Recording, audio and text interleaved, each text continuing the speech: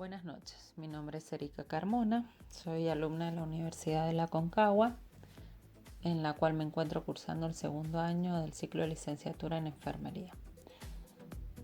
Hoy, en esta clase que presentaremos junto a mi compañera Toledo Marina, queremos hablarle de las lesiones cráneoencefálicas, las cuales aparecen cuando las fuerzas mecánicas se transmiten al tejido encefálico.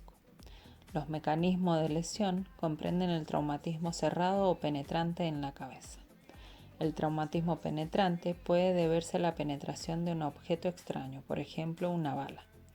El traumatismo cerrado puede ser consecuencia de desaceleración, aceleración o fuerzas rotatorias.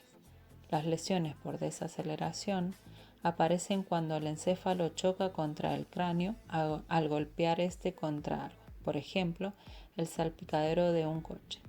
Las lesiones por aceleración se deben a que el cráneo recibe un golpe con un objeto, por ejemplo, un bate de béisbol. En esta forma combinada, las lesiones por aceleración se producen cuando el cráneo recibe el impacto de una fuerza que hace que el encéfalo se desplace hacia el punto de impacto, y después, cuando el encéfalo invierte la dirección y choca contra la parte contraria del cráneo, se producen las lesiones por desaceleración.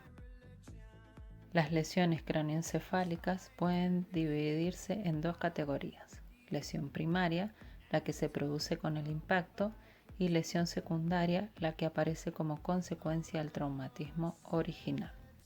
Dentro de las clasificaciones, a continuación expondremos algunas de las anomalías funcionales principales que se observan en las lesiones cráneoencefálicas, como por ejemplo las fracturas de cráneo.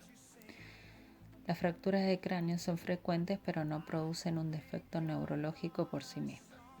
Pueden clasificarse en abiertas, con rotura de la dura madre, o cerradas, la dura madre permanece íntegra, o bien como de la bóveda o de la base del cráneo.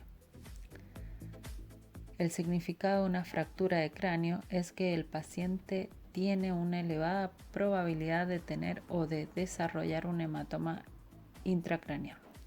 Las principales complicaciones de las fracturas de la base del cráneo son la lesión de los nervios craneales y la pérdida del líquido cefalorraquídeo. Dentro de la clasificación también hablaremos de conmoción. La conmoción es una lesión encefálica acompañada de una breve pérdida de la función neurológica, en especial la pérdida de conciencia. Las alteraciones neurológicas consisten en confusión, desorientación y en ocasiones un periodo de amnesia postraumática. El diagnóstico de conmoción se basa en la pérdida de la conciencia, mientras que el encéfalo no presenta ninguna lesión estructural a pesar del deterioro funcional. Luego encontramos la contusión o magulladura del encéfalo. Suele estar relacionada con lesiones de aceleración-desaceleración que provocan hemorragia en la región superficial del parenquima, a menudo en los lóbulos frontal y temporal. Las manifestaciones clínicas de la contusión están relacionadas con la localización y la intensidad de las mismas, y con la presencia de lesiones asociadas. El diagnóstico de contusión se realiza mediante exploración con tomografía computarizada. Las contusiones más graves, que producen un efecto de masa considerable, requieren tratamiento quirúrgico para prevenir el avance del edema y la elevación de la PIC.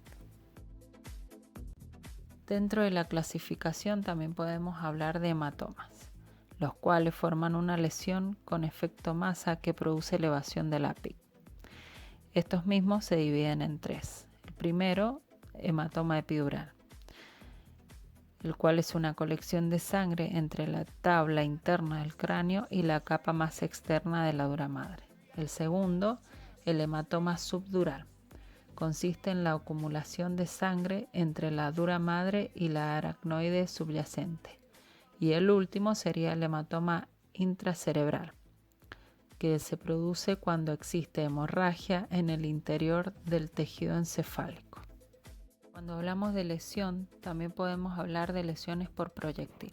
Las lesiones por proyectil están causadas por objetos que penetran en el cráneo y producen una lesión focal importante.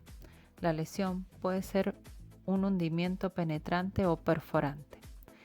Las lesiones con hundimiento están causadas por fracturas de cráneo con penetración del hueso en el tejido encefálico. La lesión penetrante está producida por un proyectil que entra en la cavidad craneal y se queda alojado en ella. Las lesiones perforantes son lesiones por proyectil que entran y salen del encéfalo. Estas lesiones tienen mucho menor efecto rebote, pero también son responsables de un daño importante. Hola, buenas noches. Yo soy la enfermera Toledo Marina y les voy a hablar de lesión axial difusa. Se produce cuando la desaceleración rotatoria determina fuerzas de cizallamiento que provocan una rotura difusa y generalizada de las fibras axonales y de las vainas de mielina. Unas pocas lesiones con daño axonal difuso pueden producirse tras un traumatismo craneoencefálico menor. No se reconocen macroscópicamente estructurales, pero es frecuentemente encontrar pequeñas hemorragias petequiales en sustancias blancas con la tomografía computada. Como verán en las imágenes, se reconoce esa sustancia blanca en las tres imágenes. La lesión axial difusa puede definirse clínicamente como una pérdida de conciencia que dura mayor de 6 horas, en ausencia de una lesión especial focal. El edema secundario a la lesión suele aumentar la presión intracraneal y provocar diversas manifestaciones. La lesión axial difusa es la lesión típica del síndrome de bebé sacudido. ¿Eso qué significa? Cuando uno va a acostar al bebé, no le sostiene como es debidamente la cabeza y da de golpe en seco en una parte dura.